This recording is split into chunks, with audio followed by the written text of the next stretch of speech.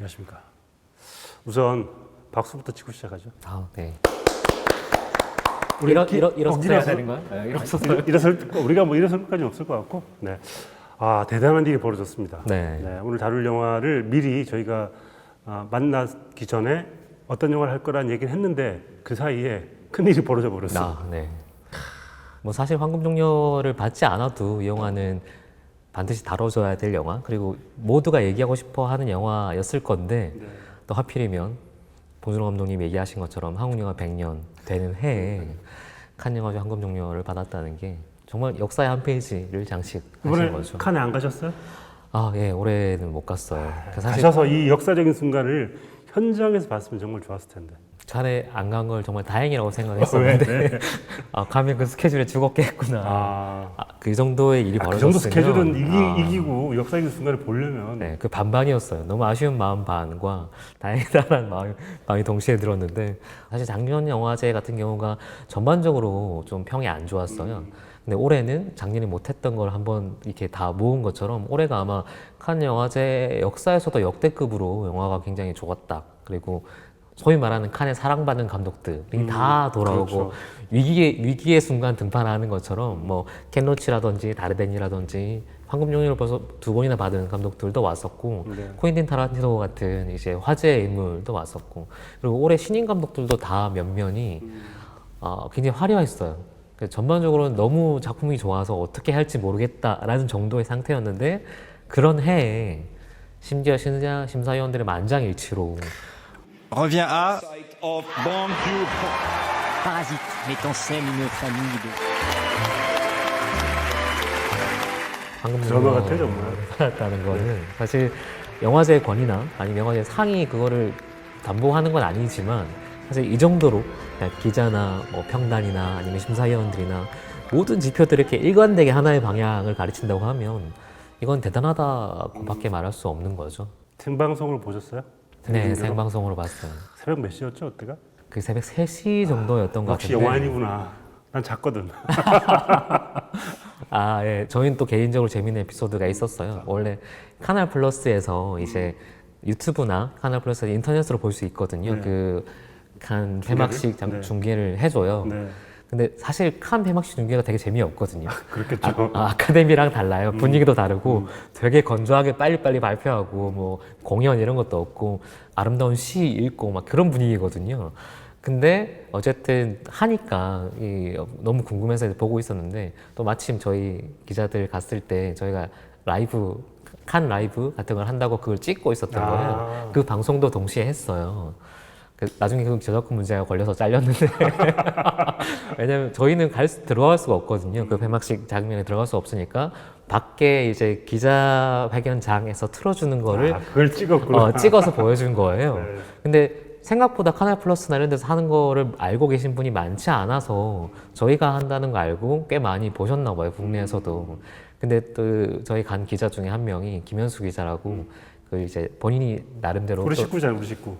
그렇죠. 예. 중계를 했는데 이제 본인도 벅차 올라갔고 약간 울었어요.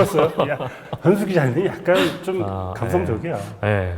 그 장면이 또 그렇게 보니까 또 완전 색다르게 다가오더라고요. 약간 소위 말하는 뭐 국뽕 이런 얘기들 많이 하잖아요. 근데 차올라요. 그걸 보고 그렇죠. 있으면.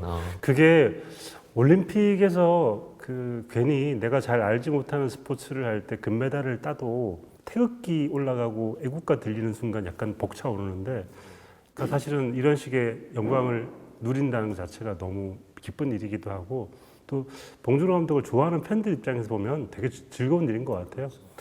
기립박수 치고 막 그럴 때 또 화제됐었잖아요. 봉준호 감독이랑 송강호 배우랑 둘이서 박수 막 치다가 배고프다. 언제까지 쳐야 돼? 배고프다.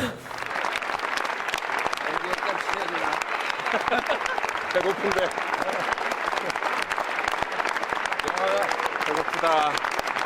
그리고 마지막에 한마디 하라고 마이크 줬더니 감사합니다. 밤이 늦었으니 집으로 돌아갑시다. 감사합니다. Let's go home. 밤도 늦었으니까 집에 갑시다. 렛츠고 홈 했잖아요. 근데 영화를 보고 나신 분들은 이게 영화 보고 나면 집에 가도 별로 좋은 일이 없을 것 같은 불길한 예감이 들기도 하는 굉장히 의미심장한 영화를 다 본 사람들이 그 얘기를 들으면 좀 섬뜩할 정도로 의미심장한 말이 Let's Go Home이어가지고 그런 것도 약간 노리고 얘기를 하셨나 싶기도 하더라고요. 그게 이제 이런 작품을 만들고 나면 또 과잉이 해서 확대해서 하고 싶어지잖아요. 사소한 말이지만 그렇게 읽히기도 하고. 봉준호 감독이 얘기하기도 했지만 이 영화는 스포일러가 굉장히 중요한 스포일러를 당하는 순간 맥이 빠지는 영화이기 때문에 저희가 나눠서 1부에서는 스포일러 없이 봉준호 감독의 영화 세계를 다루고 2부에서는 스포일러를 포함한 모든 것들을 한번 분석하는 그런 시간을 나눠가지고 해보는 게 좋을 것 같아가지고 그렇게 나눌 테니까 보시는 분들은 영화 안 보신 분들은 1부만 보시고 영화 보고 오셔서 2부까지 보시면 될 것 같습니다.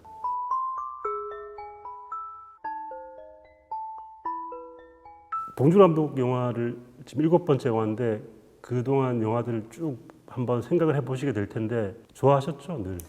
뭐 지금 한국에서 봉준호 감독 안 좋아한다고 하면 이상한 안 좋아할 수 있죠.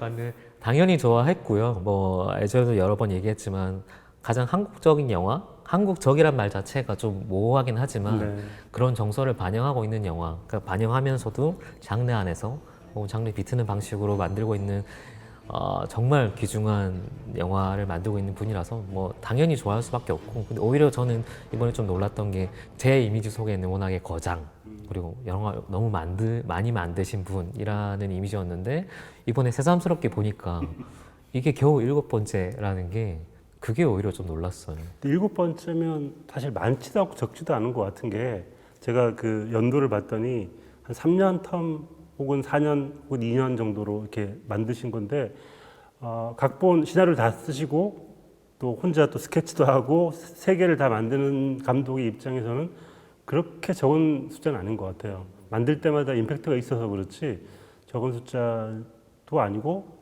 뭐 그동안 쉼 없이 달려온 감독이 아닌가라는 생각이 들기도 하고요. 봉준호 감독이 저하고 겹치는 부분이 좀 많더라고요. 또 이런 발언들이 이렇게 나올 때도 있죠. 유명해지면 약간 묻어가려는 사람들이 있게 마련이죠. 69년생이시잖아요, 봉준호 감독님이. 제가 71년생이니까 2살밖에 차이 안 나고요. 그게 어떻게 겹치는 겁니까? 같은 세대를 잔다는 거죠. 네네. 그리고 데뷔 연도가 2000년이에요. 제가 2000년에 데뷔했거든요. 그래서 이렇게 보고 있으면 비슷한 시기에 작품 활동을 해온 사람으로서 약간 남의 일 같지 않고 내 일 같이 기쁘더라. 그런 생각이 들더라고요. 이 수상하고 나서 제일 많이 나온 얘기가 나는 봉준호랑 같은 언어를 쓴다 얘기가 많이 나왔는데 같은 언어를 쓰기도 하는구나. 그게 사실 되게 중요한 것 같아요. 소위 말 내셔널 시네마라고 하는 네. 그 자국 정서에서만 100% 이해할 수 있는 봉준호 감독은 늘 그런 영화를 만드신 분이라고 생각을 하고 이번 영화가 특히 사실 7편의 필모라고 하지만 그중에 2편은 사실 좀 제가 생각할 때는 이질적이었거든요. 네. 설국열차랑 옥자 같은 경우는 그런 특징에서는 약간 벗어나 있는 좀 글로벌 프로젝트에 가깝게 다가가는 영화였고 이번에 다시 돌아와서 소위 말하는 그 밀도나 텐션이라고 하죠. 특히 창작하시는 분들은 그게 늘 유지될 수는 없으니까 업다운이 있을 수도 있는데 개인적으로는 그게 약간 좀 글로벌 프로젝트에 가면서 좀 느슨해지지 않았나 라는 생각도 들었는데 역시나 그게 아니었구나, 그냥 프로젝트에 맞춰서 그런 결과물이 나왔던 거구나 라는 생각을 다시 하게 만드는, 아마 지역성이라는 정서나 이런 밀도에서는 이번 영화가 가장 짙지 않나 싶었습니다. 말씀하신 것처럼 설국열차랑 옥자는 이게 글로벌 프로젝트이다 보니까 어쩔 수 없이 이야기를 좀 글로벌하고 보편적으로 이야기를 해야 되는 숙제 같은 게 있고 그 배경이 일단 한국이 아니고 다른 나라이다 보니까 한국적인 정서나 특성 같은 건 줄어들 수밖에 없었던 것 같아요. 그래서 아마도 제 생각에는 2편의 작품을 하는 내내 봉준호 감독은 약간 이런 거에 좀 목말라 있지 않았을까라는 생각을 하게 되더라고요. 이번에 정말 그 유머하며 뭐 상황하며 장소에 대한 설정 같은 게 지극히 한국적이지만 또 보편적이기도 한 그런 걸 딱 만들어내신 걸 보니까 그렇게 느껴지더라고요. 이게 결이 되게 두꺼운 영화라고 하죠. 1차적으로 봐도 재밌어요. 그냥 이 영화의 가장 큰 장점 혹은 특징 하나만 얘기라고 하라고 하면 재밌어요. 그러니까 대중적이에요. 그냥 의미도 쉽게 다가오고 해석도 직관적으로 이해되고, 근데 이제 1차적으로 드러난 서사 이외에 어떤 상징화된 이미지나 그 이미지를 좀 파헤쳐 가려고 하면 심하다 싶을 정도로 되게 두껍게 돼 있거든요. 자기가 원하는 대로 파헤칠 수도 있고. 이게 약간 지금 심하다 싶을 정도로가 뭔가 예견돼 있는 것 같은 네. 예. 2부에 자세하게 알아보겠습니다. 네. 어쨌든 그런 것들이 확실히 있는 영화라서 봉준호 감독이 출국 전에 이제 기자회견 할 때 얘기한 것 중에 한국인들이 100% 이해할 수 있는 얘기다라고 얘기를 하고 갔는데 그 말이 정말 맞는 것 같아요. 예를 들어 이 영화에 나오는 몇몇 대사들, 뭐 대만 카스테라라든지 뭐 쩌빠구리, 사실 한국인들은 뭔지 정확히 알잖아, 그 맥락을. 근데 그건 번역이나 통역을 아무리 잘해도 100% 와닿지는 않을 거예요. 근데 그게 없다고 해서 영화가 뭐 이렇게 얄팍해지나 그건 또 아니거든요. 그런 측면에서는 보편적 특수성을 다 갖고 있는 영화인 거고, 이 영화의 가장 호평이 나오는 부분은 그건 것 같아요. 그 양자를 다 갖고 가되 그 긴장관계를 갖고 있는 영화.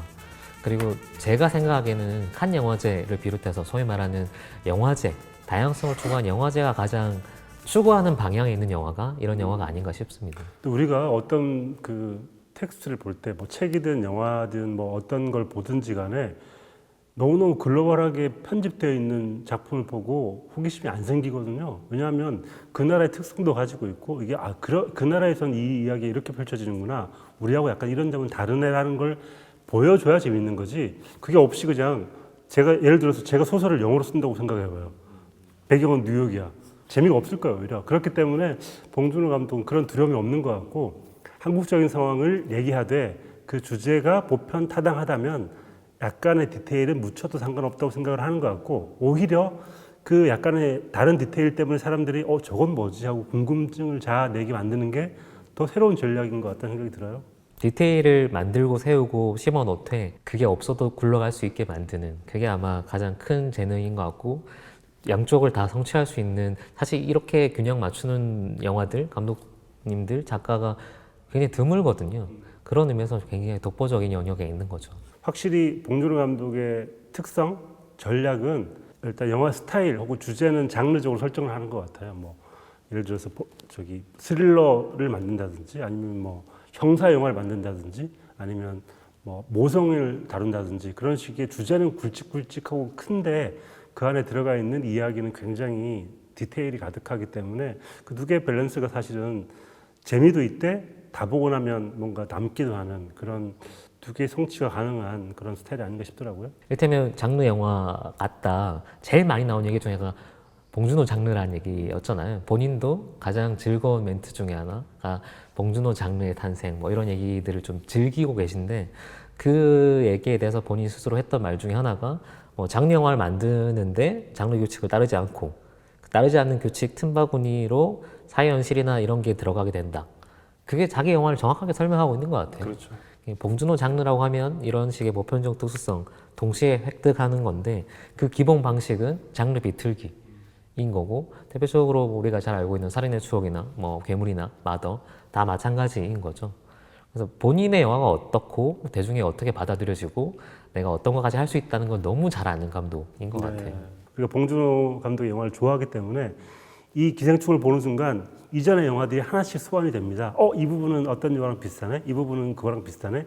그런 식의 그 하나하나의 단서들을 보면 이전의 영화들이 생각이 나서 그걸 소환하는 자체가 봉준호 월드에 들어가게 되는 입장권 같은 거고, 그런 식으로 그 작가가 어떤 패턴을 반복해서 쓰는가, 그리고 어떤 걸 좋아하는지를 알아내는 게 어쩌면 영화 보는 재미여서 봉준호 장르라는 게 정말 그런 식으로 성립이 되는 것 같습니다. 또 한편으로 장르가 생명력을 가지려면 기대는 충족시키되 동시에 배반을 해야 되거든요. 네. 장르가 왜 필요하냐라고 하면 저는 개인적으로 부수기 위해서, 장르 배신하기 위해서 필요하다고 보고, 그걸 너무 잘 하시는 분인 거죠. 자기가 만들어 놓은 어떤 세계들, 반복되는 어떤 연출 스타일들도 스스로도 계속 부숴나가는 감독님이기 때문에 그 안정장치를 깨부수는 과정에서 봉준호라는 색깔이 또 나오고 있는 것 같아요. 하지만 동시에 또 그런 의문도 들기도 해요. 이 영화가 봉준호 감독님의 전체 영화 중에 어느 정도의 위치를 차지하고 있을까? 작가님은 어떻게 생각하세요? 2부에서 자세하게 얘기를 해야 되지만 미리 잠깐만 말씀드리면, 우리가 설국열차와 옥자 때문에 반작용이 생길 것 같다는 말씀을 드렸잖아요. 그런 면에서 어쩌면 봉준호 감독이 시작했던 지점인 플란다스의 개에서부터 왔던 긴 여정에서 설국열차하고 옥자를 찍고 반환점에 돌아선 게 아닌가라는 생각이 들어요. 앞으로 갈 길이 더 길긴 하겠지만 어떤 지금 터닝을 했다라는 생각이 드는 처음으로 돌아가진 않았겠지만 처음을 떠올리게 하는 그런 요소들이 많은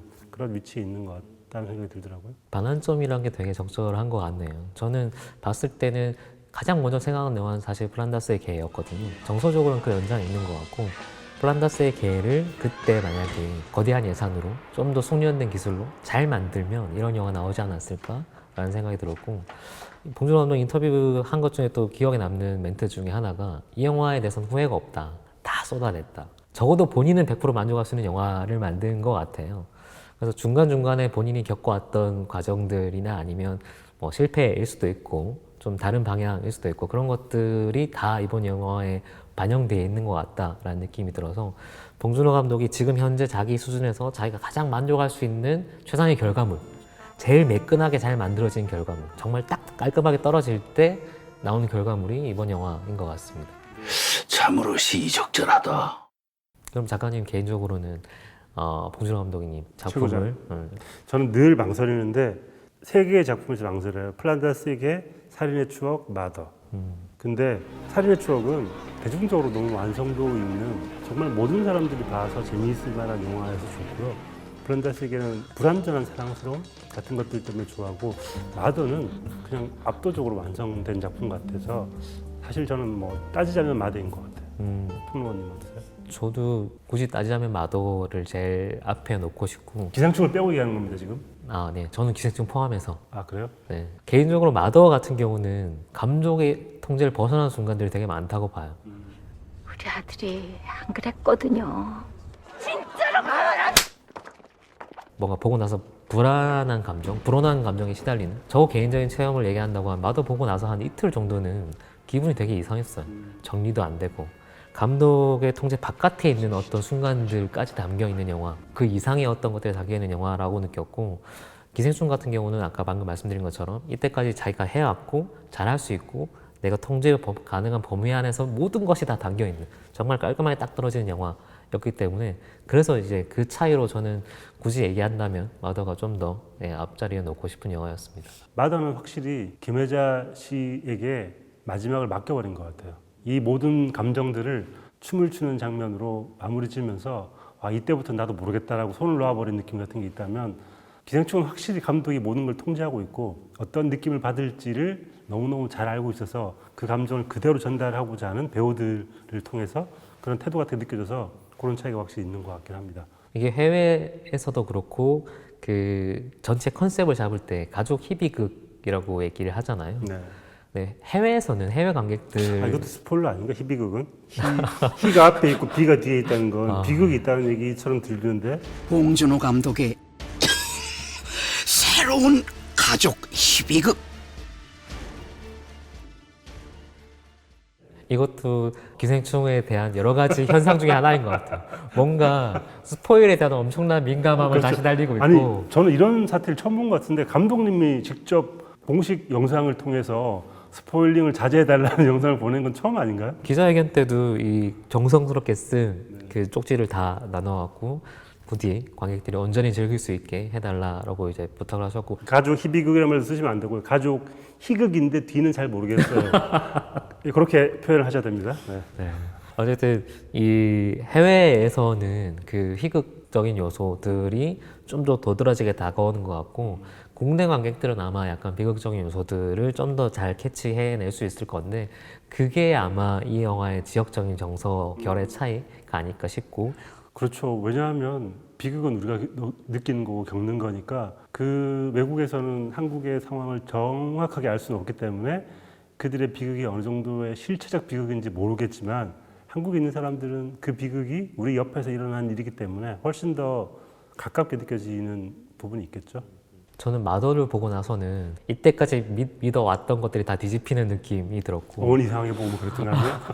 뭔가 다르게 봐야겠다 세상을 다른 시선으로 봐야 될 필요가 있구나라는 걸 좀 자각을 했던 영화인 것 같아요. 근데 이번 영화 같은 경우는 보고 나와서 제일 먼저 들었던 생각은 앞으로 내가 계단을 오르내릴 때는 이 영화가 늘 생각나겠구나. 약간 좌표 설정을 이 영화는 어느 정도 위치에 있는가를 해보면 재밌을 것 같아요. 봉준호 감독이 직접 언급하기도 했지만 한국 영화 100년에 이런 영화가 나왔기 때문에 한국 영화사에서 어느 정도 위치에 있는가 그런 얘기를 해보는 것도 좀 재밌을 것 같습니다. 어느 정도 위치인가요? 평론가님 보시기에. 뭐 영화사를 역사 기록으로 본다고 하면 사실 굉장히 중요한 위치에 늘 되게 볼딕체로 기록될 수상 자체가 그런 고딕하고 볼드 합친 게 볼딕체예요? 고딕하고 볼드 합친 볼딕체라는 게 있어요? 없나요?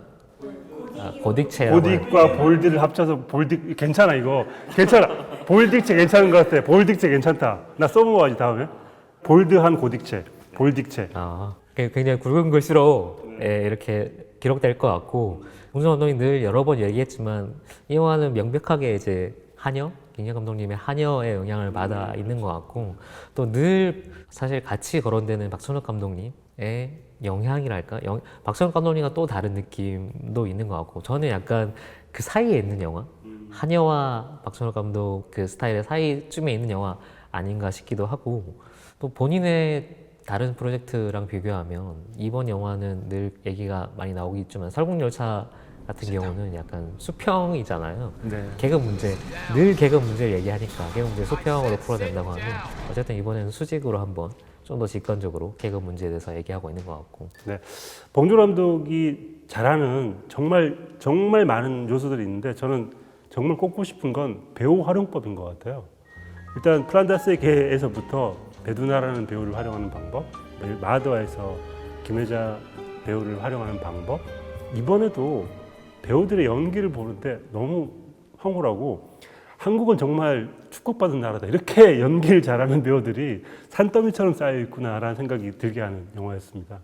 어떤 배우가 이번에는 제일 눈에 인상적이셨나요? 일단 제가 미스터 션샤인의 하만택을 너무 좋아하거든요. 이정은 배우 나오는데 이정은 배우가 초반에 약간 그 집에서 한껏 차려입은 모습을 보는데 그 다음에 어떤 식으로 이제 변해가는데 너무 일단 연기가 좋았고 최근에 김효석 감독의 이성년에서도 한 2분 나오시는데 2분 동안 영화를 씹어 드시거든요. 나요 주차비 좀 줘봐요.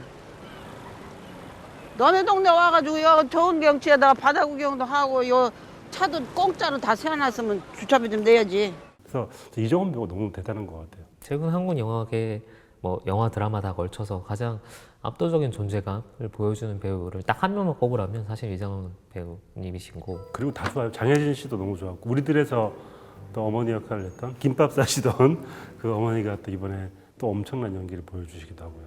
봉준호 감독님이 뭔가 이상한 정서, 느낌, 디테일에 집착한다는 게 그 캐스팅한 이유 얘기할 때 그게 진심인지 아닌지 모르겠지만 우리들에 나올 때 그 팔뚝을 보고 반해서 네.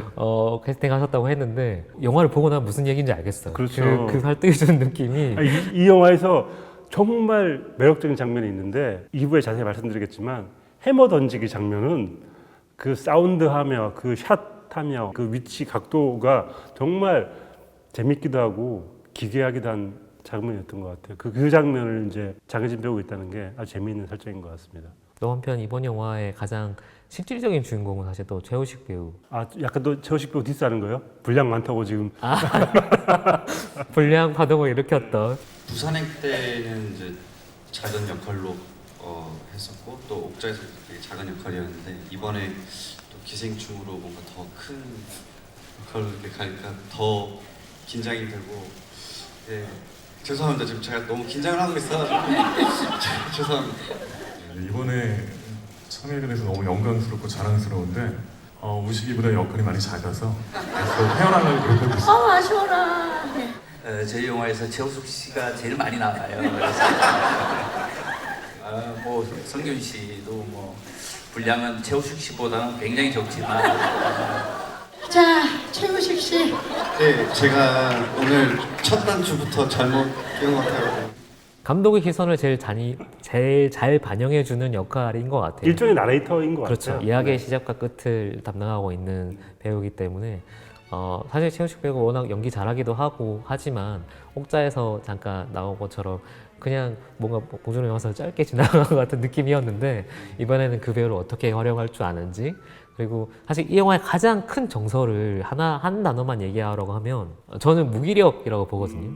근데 이 배우가 갖고 있는 그 톤이 무기력이라는 걸 너무 잘 나타내주는 네. 어떤 캐릭터. 봉준호 감독의 표현에 하면 밥을 막 먹고 나왔는데도 무기력해 보이는 그런 식의 너무 적절하네요. 느낌 같은 게 네. 최우식 배우한테 있다라고 얘기하고 옥자에서도 최우식 씨가 그 비정규직의 서러움을 잠깐 얘기했던 적이 있었는데 그런 식으로 열심히 뭘 해보려고 하는데 세상 때문에 잘 되지는 않아서 무기력할 수밖에 없는 청년의 모습 같은 게 확실히 있는 것 같아요.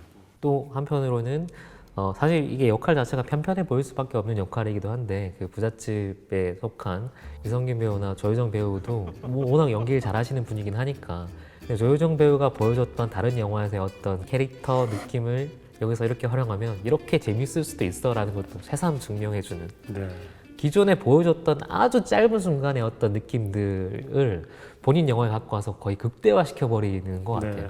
그래서 오히려 이번에는 송강호 씨가 당연히 주연 배우이긴 하지만 송강호 씨는 가만히 그냥 평소에 하던 대로 조금만 하면서 다른 배우들을 지켜보는 것 같은 다른 배우들이 잘할 수 있게 정말 받쳐주는 느낌 같은 게 확실히 있어가지고 그런 역할 때문인지 다른 배우들이 약간 발견되는 듯한 느낌이 있어요. 조효정 씨도 그 약간 순진무구한 표정하며 그런 동작들이 너무 사랑스럽기도 하고 기괴하기도 한 그런 느낌을 자아낼 수 있었던 건 어쩌면 송강호 같은 배우들이 받쳐주기 때문이 아닌가라는 생각이 들고 한 명 한 명 뭐 연기를 못하는 혹은 부자연스러운 배우가 없었던 것 같아요.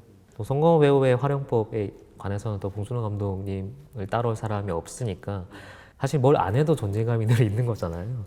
여기서는 전체적으로 받쳐주는 느낌이 줄긴 하지만 또 본인 분량이나 본인의 어떤 존재감을 확실히 챙겨가고 있고 그런 재능들이 있으신 거죠. 네, 저는 봉준호 감독이 극중 캐릭터에 이름을 짓는데 그 재밌는 방식을 많이 쓰는 것 같아요. 이번에 이정은 씨의 역할이 국문광이더라고요. 그래서 이게 뭘까 대체 이름은 문광이라고 부르는데 성과 잡히면 국문광이거든요. 이게 설국열차와 옥자의 부작용이 아닌가. 나는 국문광이다. 나는 한국어로 영화를 만드는 사람이고 한국어의 광이기 때문에 나는 국문광이다라고 얘기하는 게 아닌가. 근데 그런 해석들 할 만한 여지가 있는 것 같아요. 그리고 감독이 어느 정도 그 마음대로 해석을 하라고 열어주는 것 같기도 하고. 네. 송강호 배우랑 장희진 배우가 맡은 기택과 충숙 같은 경우는 뭐 이 곤충에서 따왔다라는 얘기들을 여러 번 하셨잖아요. 그러니까 기택과 충숙이니까 중간에 생이 있는 거죠. 기택과 충숙이 함께 살아간다. 기생충이죠. 그런 얘기들을 직접적으로 하셨으니까 국문광에 대해서는 제가 인터뷰 이름 본 게 없어서 아마 그 확인해 머릿속을 제가 들어가 봐서 아는데요. 분명히 제가 확신합니다. 그리고 특이한 게 또 기택, 기우, 기정, 그러니까 아버지와 아이들의 이름에 이게 돌림이라고 할 수는 없겠지만 기예요. 근데 이게 왜 기일까? 여러 가지 의미에서 되게 의미심장한 게 만약 동생이 한 명 더 있었다면 혹은 마지가 있었다면 이름이 기세가 아니었을까? 기세. 왜냐하면 중간에 기세라는 말이 여러 번 나오거든요. 처음으로 이제 그 최우식 배우가 맡은 기우가 과외를 하는 장면에서 막 얘기하다가 갑자기 실전은 기세야, 기세라고 하는데 실전은 기세야. 기세라는 말을 굉장히 중요하게 쓰고 있거든요. 그래서 기택과 기우와 기정의 이름에서 기를 넣은 건 어쩌면 이 집안이 기세를 되게 원하는 집안이고 기가 중요한 집안이기 때문에 기자 돌림이 아닌가라는 생각을 해봤습니다. 이 되게 여러 가지 내피셜을 할 수밖에 없는 영화.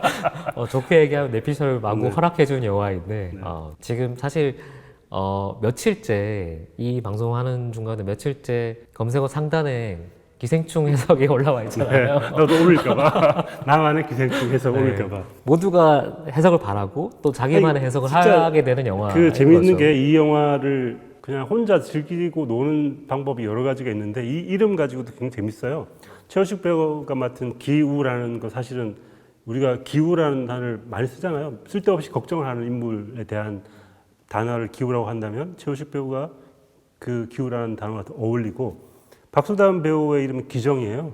기정사실을 할 때 그 기정, 미리 정해져 있는 어떤 얘기를 할 때 뭐 이런 식의 이름과 캐릭터를 설명을 하는 재미, 그리고 이게 맞을까 혼자 상상을 해보기도 하고 놀이, 단어놀이 같은 거죠. 그런 식의 얘기를 할 수 있게 만드는 걸로 봐서 제가 보기엔 봉준호 감독은 국문광이에요. 네. 제가 사실 꽤 많은 해석들을 찾아보고 읽었는데 처음 들었어요. 국문광. 역시 작가, 네. 소설가의 관점. 내가 국문광이거든. 저 심지어 저 국어국문학과 나왔어요. 네. 넘어가야 될 것 같은데. 자, 그러면 이제 그 1부에서 앞쪽에 사소한 설정에 대한 얘기를 좀 해보면 좋을 것 같은데요. 우리가 떠올려봐도 봉준호 감독의 영화에서 제일 먼저 떠오르는 건 인물과 공간이거든요.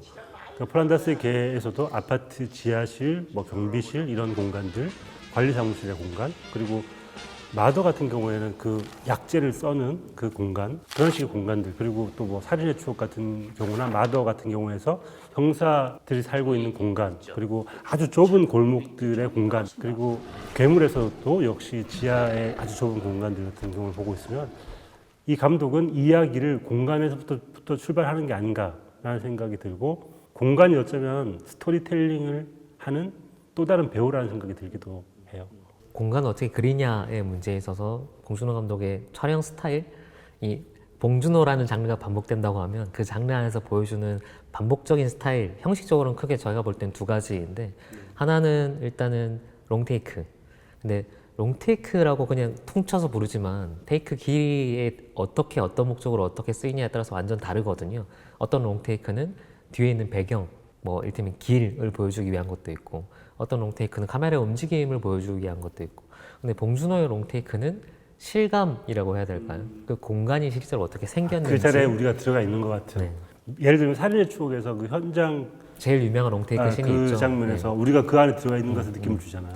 우리가 마치 그 송강호 옆에 서서 보는 것처럼 보이잖아요.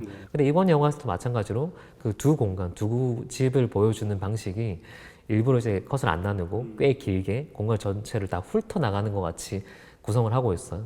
컷을 나눌 때조차 또 굉장히, 만약에 컷을 꼭 나눠야 되면 몇몇 되게 재미있는 컷들이 있는데, 나눠야 될 상황에는 굉장히 재미있고 재치 있는 편집, 지금 이거 편집하고 있습니다라는 거를 노골적으로 보여주는 편집을 보여주고, 고전적인 편집에서 되게 재미있는 컷들을 많이 써요. 나 지금 편집하고 있어! 라는 걸 딱 노골적으로 보여주는 편집을 쓰던지, 아니면 롱테이크를 가는 거예요. 근데 이 롱테이크라는 게 우리가 흔히 얘기하는 시간을 늘려주는 롱테이크가 아니고, 이거는 공간을 붙여버리는 그러고 롱테이크. 보니까 그 시작하자마자 기택의 집을 보여줄 때 그 공간을 쭉 따라가면서 그 와이파이를 찾는 그 기구를 따라가면서 부모님을 다 보여주고 다시 돌아오는 그런 장면들이 어쩌면 공간을 보여주기 위한 롱테이크겠네요. 그런 거죠. 그런 것들은 사실상 컷이 나눠져 있는 거나 마찬가지고, 나눌 수 있고 나눠서 편집을 해도 무방한데, 이 영화, 특히 봉준호 영화에서는 그것들을 붙여서 공간이 연결돼 있다, 이 공간의 형태가 어떻다는 걸 조감도를 한번 카메라의 이동으로 보여주는 거죠. 그게 첫 번째 목적인 것 같고, 그런 식의 롱테이크, 공간을 붙이는 롱테이크를 선호하고, 두 번째는 이제 포커스 이동인데, 사실 봉준호 감독만큼 포커스 이동을 통해서 뭔가 얘기를 하는 사람이 드물어요. 왜냐하면 기본적으로 이 숏바이숏이라고 하죠. 두 사람이 대화할 때 숏을 보면 보통 이 사람을 찍고 반대편에 다 찍고 그걸 붙이거든요. 그게 편집의 기본인데, 봉준호 감독님은 그냥 한 곳에 카메라를 놓고 포커스를 이동해서 두 사람이 대화하고 있는 것들을 보여줘요. 이게 한편으로는 되게 고정적인 양식이거든요. 이를테면 대표적으로 뒤통수를 찍고 그 뒤통수에 포커스를 줬다가 또 이 사람 얘기할 땐 그 사람한테 포커스 줬다가 이렇게 해서 포커스를 이동시키는 거예요. 우리 돈 없을 때 쓰는 방식 아니에요? 카메라가 한 대밖에 없을 때? 그렇게 볼 수도 있겠네요. 한 번도 생각해 본 적 없는 관점인데. 근데 그 포커스 이동이라는 것 자체가 사실 봉준호라는 사람이 이 인물들, 관계들, 세상을 바라보고 있는 되게 중요한 형식인 것 같고, 또 한편으로는 포커스 이동이 굉장히 중요한 게, 이렇게 포커스 이동이라는 거 하는 순간 약간의 왜곡이 생겨요. 우리가 보는 대로 보이는 게 아니고 약간 필름 필터의 왜곡, 사이즈 이런 것들이 다 좀 바뀌거든요. 그게 한편으로는 약간 장르라는 도구를 이용해서 현실을 약간 왜곡시키는 봉준호의 스타일을 그대로 반영해주는 형식이 아닌가? 네. 그리고 저는 봉준호 감독의 공간, 그리고 또 하나는 대화인 것 같아요. 대화가 일단 기본적으로는 굉장한 구어체를 쓰고 있음에도 불구하고 이상한 문어체나 이상한 시대착오적인 대사 같은 것들이 많이 보이거든요. 그래서 예를 들면 뭐 반말과 존댓말을 기묘하게 섞으면서 이 계급의 관계 혹은 관계를 드러내 보여준다든지, 아니면 이 영화에서는 영어를 이상하게 섞는다든지, 이런 식으로 대화에서 그 사람들의 관계를 보여주는 것도 어쩌면 카메라의 포커스처럼 그런 관계를 딱 보여주는 그런 방식인 것 같더라고요. 봉준호 감독님 영화가 보통 이제 봉테일이라고 해서 디테일. 되게 싫어하세요, 감독님이. 감독님이 보실지 모르는데 그거 취소하십시오. 네. 요즘에 그 수사하고 나서는 봉도르라고 부르던데. 깐느봉이라고 부르신 분들도 있더라고요. 깐느방을 빗대가지고. 깐느방이 이미 있으시니까 이제 좀 다른 제목을, 다른 별명을 붙이시는 것 같아요. 그리고 이 영화를 보실 분들을 위해서 저희가 이제 일부에선 스포일러를 안 하고 말씀드리니까 혹시 보실 분들 돌아오셔가지고 이 생각이 나실 수 있기 때문에 미리 준비물을 말씀드릴게요. 영화 보러 가기 전에 사놓아야 될 것들. 밤에 왔는데 살 데가 없을 수 있으니까 일단 매실청 좀 구비해 두시면 좋고요. 그다음에 짜파게티, 그다음에 너구리, 그다음에 채끝살, 한우 채끝살 좀 있으면 좋고요. 그다음에 피자도 하나 시켜 놓으시면 좋고요. 그다음에 갈비찜 드시고 싶을 수 있고요. 복숭아 드시고 싶으실 수 있고요. 대만 카스테라 드시고 싶을 수 있으니까 혹시 다사는 너무 많긴 하겠다만 제가 볼 때 지금 이거 100% 잘려요. 왜? 너무 스포일러 같아. 스포일러 아니야. 이게 왜 스포일러야. 이걸 사놓고 갔다 오시면 내가 왜 이 얘기를 했는지 아실 거다. 갔다 왔는데 밤 12시야. 살 데도 없어. 채끝살 밤에 어디서 사겠어요. 그러니까 준비해 두시면 다 도움이 된다 말씀드립니다. 미리. 잘린다고 이거? 안 잘려. 이 소품들이 영화에서 굉장히 중요한 모티브이기 때문에 네. 저희가 이제 얘기를 하면서 답답한 게 집에 금송아지가 있는데 보여주지 못하는 것처럼 너무 힘든 과정을 거치고 있는 것 같습니다. 2부에서는 우리가 스포일러를 다 까고 얘기할 테니까 지금 하지 못한 이야기들을 2부에서 낱낱이 한번 밝혀보는 시간을 가져보도록 하겠습니다. 빨리 영화 보고 오십시오.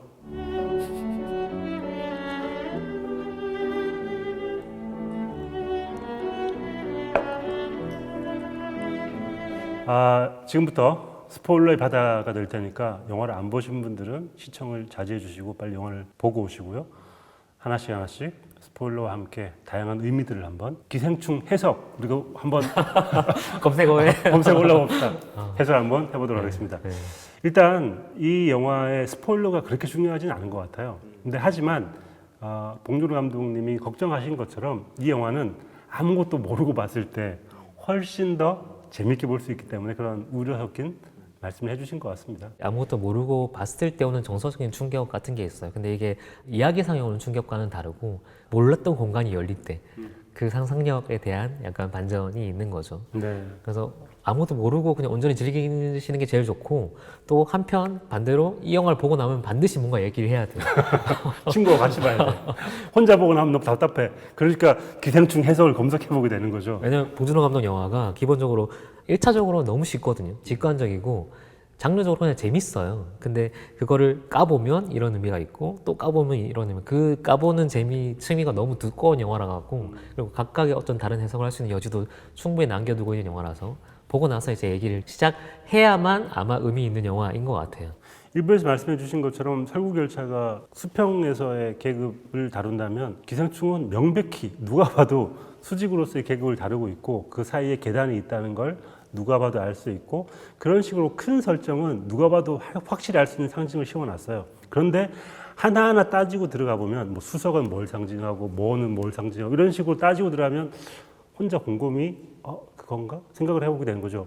답이 없습니다. 사실은 답이 없고 감독도 답을 제시해 주지 않아요. 그런데 그렇게 하나하나의 의미를 생각해 보게 되는 게 이 영화의 가치이고 그리고 우리 옆에서 일어나는 일이기 때문에 우리 주변에 이런 일이 일어났는데 그럼 이런 일이 일어난 거의 의미는 뭐지라는 생각을 해보게 되는 게 어쩌면 이 영화가 더 깊이 있게 다뤄지는 방식인 것 같습니다. 그래서 저는 기생충 해석 이런 얘기가 나올 때 뭐 지역적인 것들, 의미 이런 것들 좀 파헤치는 것도 굉장히 중요하지만 전체적으로 이 세계관에 대해서 좀 한번 생각해 보시는 게 중요한 것 같고 또 한편으로는 평론의 역할 중에 하나가 이 영화에서 다른 목소리를 좀 내야 된다고 봐요. 뭐 생각해 보면 사실 살인의 추억 같은 영화도 실제로 그 영화가 나왔을 당시에는 평단에서 반응이 갈렸어요.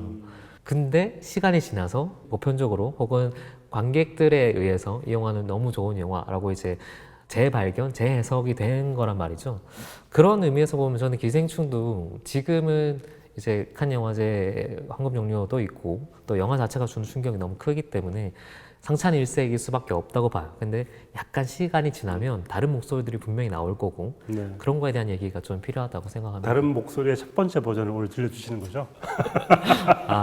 네. 네. 자, 어떤 부분이 걸렸습니까? 단순하게는 그 이유가 아까 일부에서도 말씀드렸지만 마더 같은 경우는 감독의 통제를 벗어나 있는 순간들이 담겨 있거든요. 영화가 그런 순간에 담겨 있어야 된다고 저는 좀 보는 편이라서 근데 이번 영화 같은 경우는 이게 단점일지 모르겠지만 너무너무 깔끔하게 잘 딱 떨어지는 영화인 거예요. 적어도 감독이 구현한 비전 하에서는 이 영화가 매끈하게 딱 떨어지는 영화라 갖고, 근데 그렇게 매끈하게 떨어진 메시지 자체에 찬성하느냐 안 하느냐 이 문제로 넘어가면 저는 약간 갸우뚱하게 되는 면이 있는 것 같아요. 그래서 이건 약간 쑥스러운 얘기일 수도 있는데, 이 영화를 정말 보기 드물게 시네20의 기자들이 전부 다 별점을 줬어요. 그리고 시사도 다 같이 봤거든요. 그런 경우가 별로 없는데도 불구하고. 근데 저는 그 별점 줄 때 못 줬어요. 정확히는 진짜 못 줬어요. 네. 입장이 정리가 좀 안 됐거든요. 숙제 내라고 했는데 숙제 안 냈구나. 다 숙제 해왔는데 반아이 숙제 다 해왔는데. 네, 송경훈 학생 어제 뭐 했어? 네, 이렇게 된 거죠. 네. 기본적으로 저는 별점에 대한 회의가 되게 크기 때문에 이거 칸 영화제에도 줄 세우지 않는데 심지어 줄 세우는 게 되게 무슨 의미가 있나 싶긴 한데, 그럼에도 약간 일반 대중을 위한 지표로서 이제 제공을 해주는 건 거죠. 근데 이 영화는 지표가 가능할까라는 영화였어요. 저 개인적으로는 처음에 보고 나왔을 때 너무 잘 만들었어. 너무 깜짝 놀랄 정도로 잘 만들었고 좋아. 이렇게 재밌으면서 이렇게 이런 사회적 메시지도 같이 담고 통찰도 같이 담을 수 있을까 싶을 정도로 완전 대만족이었는데, 시간이 지날수록 약간 걸리는 것들이 하나씩 보이기 시작해서 이걸 어떻게든 설명을 해야 될 텐데 라고 해서 별점을 주지 못했고, 지금은 약간 어느 정도 정리를 한 상태인데, 그래서 이제 별점 없는 한 줄 평을 한다고 하면 저는 이 영화는 그렇게 쓸 것 같아요. 지나치게 잘 만들어서 불쾌할 수가 없다는 게 문제라면 문제인 것 같아요. 문제를 굳이 찾아내자면 그게 문제라는 얘기네요. 그런- 제가 국문 강의 아시죠? 네, 국문 강의이기 때문에 이 짧은 평에서 제가 문제를 발견해냅니다. 송경호 평론가의 문제라면 그게 문제네요. 그 다들 쉽게 평점 혹은 별점을 내줄 수 있는 그 시간에 뭐가 하나 걸렸다는 건데, 그 걸린 걸 해결을 해야지만 글을 쓸 수 있는 거군요. 그걸 해야 되는 영화라고 봤어요. 적어도 이 영화에 한해서는 필요하다고 봤고, 그래서 약간 저 걱정 중에 하나는 방금 말씀하신 것처럼 문제를 일부러 찾으려고 좀 이렇게 안 좋은 거나 단점을 찾으려고 해서 보인 게 아닌가라는 스스로에 대한 의심도 있거든요. 하지만 결론적으로 지금은 이거는 약간 이런 부분은 얘기를 해야 되는 부분이다 싶어서 이제 오늘 전반적으로는 이제 그 얘기를 할 건데, 네. 가장 큰 키워드는 그건 것 같아요. 불쾌해야 되는 영화인데 불쾌해야 마땅한 영화이고, 이 영화는 장르적으로 어떤 의미에서 너무 매끈하게 혹은 코믹이라는 부분이 너무 잘 짜여져 있기 때문에 그런 불쾌감을 꽤 많이 가리는 것 같아요. 그래서 보고 나와서는 정말 깔끔하게 딱 떨어지고 상쾌하게 극장을 나올 수 있었는데, 그게 의심이 되는 거죠. 이 영화를 보고 되게 상쾌하게 극장을 나온다는 게 말이 돼? 우리 얘기를 하고 있는 건데 내가 어느새 이렇게 대상화됐나? 아니면 거리감이 어떻게 생겼지? 그런 것들에 대한 얘기들을 조금 해볼 필요가 있는 것 같습니다. 일단 이 영화의 가제가 데칼코마니예요. 그렇죠. 구조적으로 이 영화는 데칼코마니가 되어 있는 영화거든요. 그래서 그 데칼코마니라는 기준을 놓고 상징들을 찾기 시작하면 너무 재밌어요. 이게 정확히 대비 대칭되는 구조거든요. 이 영화에 나오는 그 아까 얘기하셨던 짜파구리가 아마 이 영화의 상태를 보여주는 것 같은데, 크게는 두 가지인 것 같잖아요. 원래는 상류사회 그리고 하류사회. 근데 알고 보니까 그 밑에 그렇죠. 지하에 있는, 지상과 반지하와 지하가 있는 구조였단 말이죠. 그게 전체 드러냈을 때 어떤 충격감을 보여주는 건데, 짜파구리가 정확히 그걸 이제 보여주는 거잖아요. 체크살로 상징되는 네. 고급과 너구리와 짜파게티 중에 뭐가 더 지하인지 모르겠지만 어쨌든 그 세 가지가 섞여 있는 상태, 같이 섞여 있는 상태를 보여주고 있단 말이죠. 혹은 섞고 싶은 상태라고 봤고, 근데 사실 물리적으로는 다 분리되는 상태인 거잖아요. 우리가 섞여 있다고 착각하고 살고 있지만 사실은 분리되는 상태인 거고, 이 영화는 그걸 완전 섞어버리면서 일어나는 충돌들, 상상력을 그린 건 거죠. 근데 어쨌든 두 개만 나눠 본다고 하면 크게는 이제 기태의 과정과 그리고 박 사장의 과정, 이 두 가지가 데칼코마니처럼 이루고 있는 거란 말이죠. 그래서 데칼코마니라는 게 생각해보면 한편으로는 같아 보이지만 절대 같아질 수 없는 거거든요. 본질적으로 다른, 결국은 절대 넘을 수 없는 선이 있다라는 걸 얘기하는 것 같고, 박 사장이 맨날 얘기하는 그 선을 지켜야지 라는 게 어떤 의미에서 이 영화가 얘기하는 제일 잔혹한 진실이 아닌가? 선을 넘는 순간에 발생하는 일들을 그리고 있는 거니까. 그래서 똑같은 대상들이 이 두 가정에서 어떻게 다르게 보이냐가 이 영화의 반복되는 상징들인 것 같아요. 일테면 대표적으로 창문. 네. 창문, 기택의 집 창문과 박 사장 집의 창문은 비율이 약간 다르긴 하지만 밖으로 보이는 풍경이 극과 극이죠. 하나는 지극히 평화로운 그리고 아름다운 자연을 보여주는 창문이 있는가 하면 여기서는 이제 반지하의 창문은 노상방뇨의 창문이죠. 네. 누구나 침범할 수 있는 창문이잖아요. 그리고 코믹한 상황들이 기어지는 창문이고 삶의 뭐랄까 지긋지긋함, 여기서 나오는 냄새, 벌레 이런 것들이 반복되는 창문인 거고, 그 창문 밖으로 보이는 풍경 중에 가장 중요한 모티브 중에 또 하나가 물이에요. 네, 박 사장 같은 경우는 물이 만약에 현실의 퍽퍽함 뭐 이런 거라고 상징한다고 하면 물로부터 격리되어 있는 삶이거든요. 그러니까 그걸 되게 아름답게 바라볼 수 있고 햇빛을 충분히 쬐는 삶이 되는 거죠. 근데 반지하는 햇빛에 애매하게 걸쳐 있으니까 약간의 허락이 있긴 하지만 기본적으로 기택집 밖에서 보이는 창문 밖에 보이는 풍경들 보여줄 때는 누가 오줌을 싼다든지 아니면 나중에 홍수로 넘쳐 흐른다든지, 그리고 그 오줌 싸는 사람 쫓아낼 때 이렇게 타임레스 걸어서 이렇게 물 뿌리는 장면이라든지 물을 끼얹고 뒤집어 쓰고 사는 삶, 그걸 이제 데칼코마니 형식으로 배치해서 보여주는 거죠. 그 창문의 형태도 다른 거고 햇빛을 어떻게 받아들이는 것도 다르게 보이는 거고, 뭐 술 같은 경우도 이쪽에는 뭐 필라이트라고 하는 돈 벌고 나서는 삿포로로 바뀌어요. 필라이트하고 삿포로가 가격이 좀 나거든요. 단계가 있는 거잖아요. 그렇죠. 필라이트에서 삿포로로 넘어갔다가 그 다음에 이제 양주를 먹는. 양주. 네. 최종적으로 이제 양주의 삶을 지향하는 거잖아요. 그걸 하고 싶어. 사실 나는 삿포로의 삶을 지향하는데 양주 그렇게 맛있지 않거든. 양주를 먹어본 사람이니까 그게 가능. 양주의 삶을 누릴 수 있는 사람만 할 수 있는 얘기예요.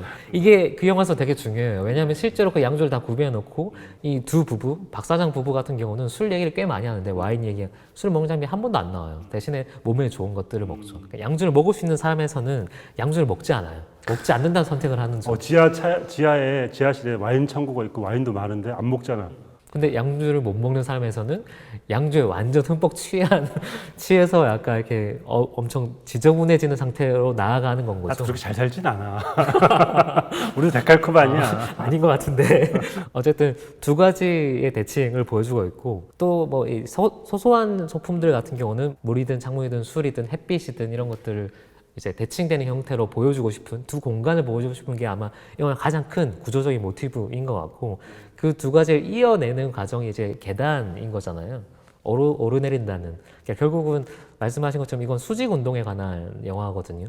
근데 그 수직 운동이 어떻게 구성되어 있는가도 꼼꼼히 따져보면 이 사람 진짜 디테일하구나 싶을 정도로 되게 상징적 운동 방향들을 되게 많이 정해놓고 있어요. 네. 기택 가족들은 올라가죠. 계단을 올라가는 사람들, 오르고 싶어하는 사람들이고, 기택 가정은 올라갔다가 내려갔다가를 하는데 신분 상승의 어떤 욕망, 욕구들을 이렇게 상하 운동으로 보여주는데, 박 사장 같은 경우는 아예 안 움직여요. 박 사장이 어디론가 내려가는 장면은 한 번도 나오지 않아요. 대신에 제 사모님 같은 경우는 내려가는 순간에 잠깐 나오거든요. 자기 집 계단 내려간다든지 짧게 이 약간 언덕을 내려간다든지. 근데 그 순간들이 주로 어떤 장면들이냐면 이 기후에게 홀릴 때 그러니까 이 사람들이 침입을 허락할 때, 뭔가 자기 중심이 무너질 때 살짝 내려가는 장면이 그 아내에게만 나오는 거예요. 기후에게도 홀리고 기정에게도 홀리고, 기정에게 홀릴 때 살짝 내려가는 거 같네요, 여러분. 약간 내려간다는 행위를 보여주는 거죠. 근데 절대로 한 번 더 내려가는 행위를 보여주지 않는 게 이제 박 사장의 위치고, 두 가족의 구성도 이 완전히 데칼코마니처럼 정반대로 구성이 돼 있어요. 이를테면 이성균 같은 경우는 절대 권력자잖아요. 모든 거의 상황의 통제권을 쥐고 있는. 근데 한편 기택 가정의 이제 송강호 같은 경우는 비권력자, 철저하게 아무것도 하지 않는 무권력자죠, 무권력자. 무기력의 상징 같은 무계획, 무기력, 완전히 정반대에 있는 위치에 있는 사람인 거죠. 이 두 딸의 위치도 사실 대칭적으로 그려져 있고, 두 아들의 위치도 한 명은 상류층 가정 같은 경우는 순수의 어떤 상징처럼 그려져 있고, 한 명은 무기력의 상징처럼 그려져 있고, 정 끝에 있는 사람들이 우리는 근데 같은 사람들이야, 닮았지? 라고 보여주면서 한편으로 완전 다른 상태들을 계속 대칭적으로 반복해서 보여주는 그 과정의 영화라고 생각하면 전체적인 구조는 그렇게 읽어낼 수 있을 것 같아요. 저는 데칼코마니가 가제라는 소식을 듣고 영화를 보는 도중에 이런 식의 데칼코마니구나라고 생각을 했었는데, 영화를 다 보고 나니까 기택의 집은 박 사장과의 데칼코마니가 아니고 지하 벙커에 있는 사람들과 데칼코마니가 아닌가? 라는 생각이 들기도 했어요. 그러니까 이게 찍었을 때 나하고 똑같은 모습을 바라보아야 되는 건데, 어쩌면 지하 벙커에 있었던 사람들의 모습이 그들의 모습일 수 있었겠구나를 알게 되는 순간 그들을 처참하게 완전히 제거해버리는 방식을 택하잖아요. 그래서 저는 어쩌면 데칼코마니라는 게 한쪽만의 데칼코마니가 아니라 양면의 데칼코마니가 아닐까라는 생각이 들기도 하더라고요.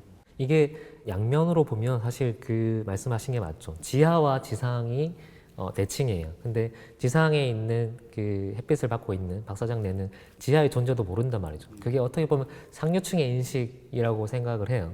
그 중간에 끼어 있는 어느 정도 상승의 가능성이 있는 계층. 그게 아마 그 반지하에 살고 있는 사람들이 굳이 얘기를 하면 우리를 상징하는, 우리가 감정이입을 하거나 대치될 수 있는 거고, 양쪽에 있는 사람들은 움직이지 않아요.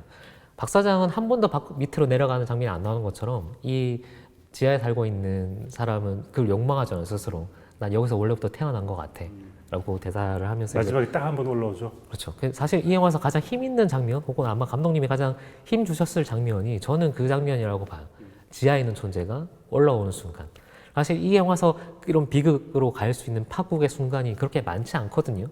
오히려 어느 정도는 약간 재밌는 해피엔딩으로 갈 수 있을 것 같은 분위기들이 꽤 많이 나오는데, 완전히 다 무너진 순간이 그 선을 넘어버린 순간인 거죠. 반지하에 살고 있는 기택 가정이 선을 넘는다는 것과 그 냄새라는 걸 통해서 선을 넘는다는 것과 이 사람이 물리적으로 선을 뚫고 들어온 건 완전 다른 건 거죠.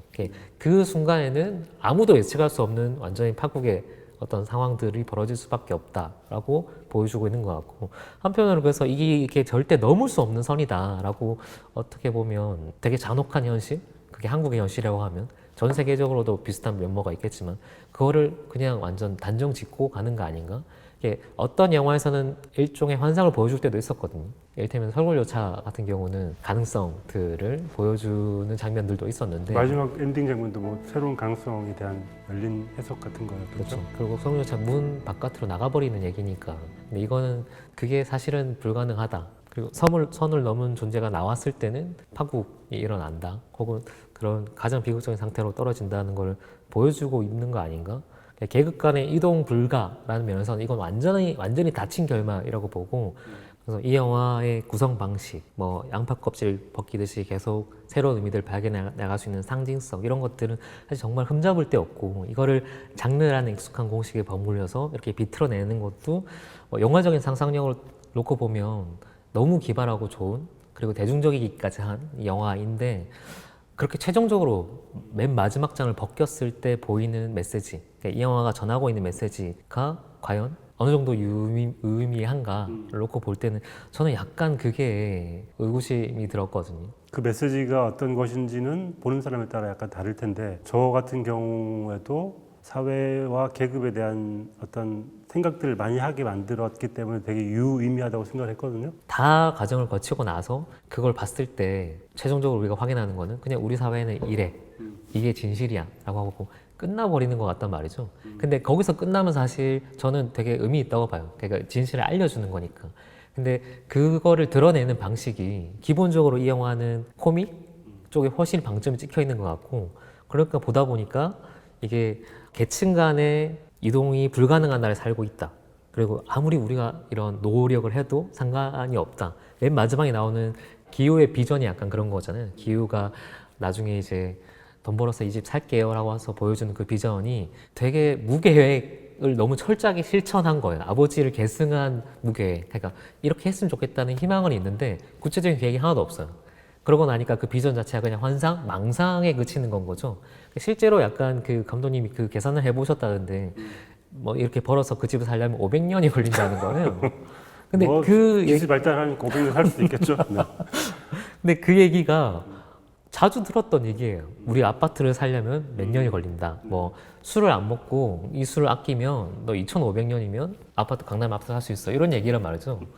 그 오히려 자괴감을 늘리게 하는 희망 아닌 희망 섞인 얘기들. 짧아질 수 있어. 강남 아파트 값이 떨어지면.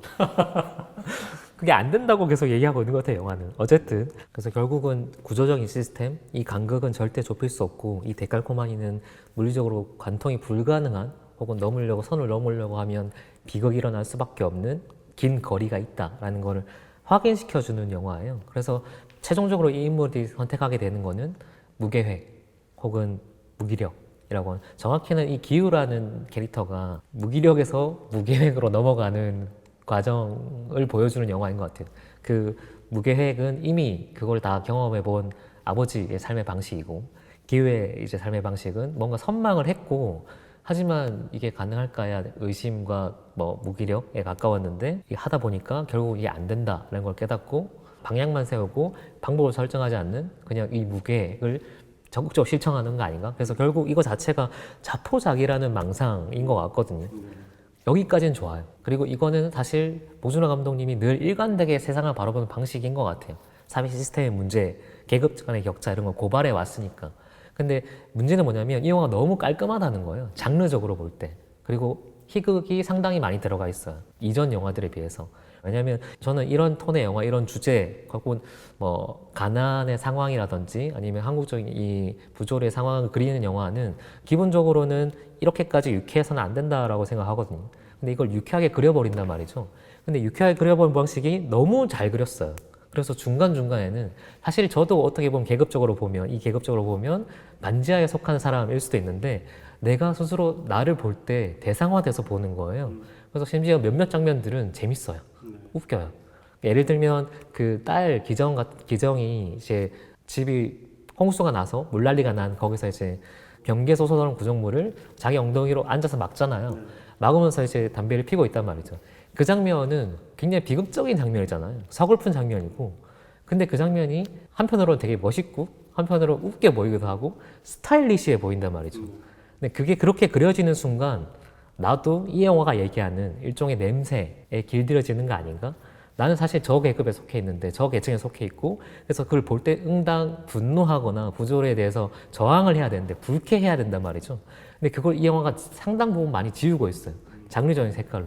근데 이게 지우려고 의도해서 지웠는지는 사실 잘 모르겠어요. 근데 효과적으로는 봉준호 감독님이 이 장면들을 너무 재밌게 잘 구성했기 때문에 그 장면들을 볼 때 내 모습을 봐야 되는데 내 모습을 보면서도 나도 스스로 대상화되고 있다라는 생각, 의심이 들었거든요. 그 비판의 거리조차 내가 대상화해서 보고 있다, 그걸 내가 즐기고 있다는 의심이 드는 순간 되게 이상한, 좀 더 다른 차원의 불쾌함에 빠져들었거든요. 그래서 그때 약간 문득 깨달은 게 봉준호 감독이 제가 예상한 것보다 훨씬 더 비관적이고 잔인할 수 있는 사람 아닌가. 그래서 어떻게 보면 그런데 어떻게 이렇게 해맑을 수 있지? 거리감을 띄울 수 있지? 이거 되게 풍자니까 혹은 장르니까 이런 식의 비틈, 놀이, 농담은 허용될 거야 라고 생각하고 보여주고 그게 실제로 그렇게 소비돼 버리는 순간 되게 위험할 수 있다라는 생각이 들었고 저는 그게 스스로 제가 그걸 자각한 순간 약간의 자괴감에 빠졌어요. 그런 의미에서 약간 이게 너무 재밌고 잘 만들어서 사실 매우 불쾌해야 되는데 그런 것들이 지워지는 게 이 영화의 문제라면 문제 아닐까라는, 그러니까 가난한 자가 가난을 불쾌하지 않고 그것조차 대상화할 수 있는 시대, 그리고 그거를 너무 잘 구현한 영화, 그게 당연한 게 돼버린 시대, 나에게 난 냄새가 당연한 게 돼버린 시대에 살고 있는 것처럼 보이는 영화라서 그게 저의 약간 이 영화에 대한 가장 걸리는 지점이었고, 충분히 공감이 되기도 하고 뭐 그런 부분이 없지 않아 있다고 생각이 들기도 하지만 제가 개인적으로 느꼈던 감정은 영화의 앞부분과 뒷부분에 굉장히 심각한 온도차가 과연 어떤 의미일까. 뒷부분에 이런 비극적인 사건들을 다루려면 감독이 앞부분에서 약간의 조짐을 보이거나 실마리를 줬어야 되는 게 아닌가 싶을 정도로 온도차가 심하잖아요.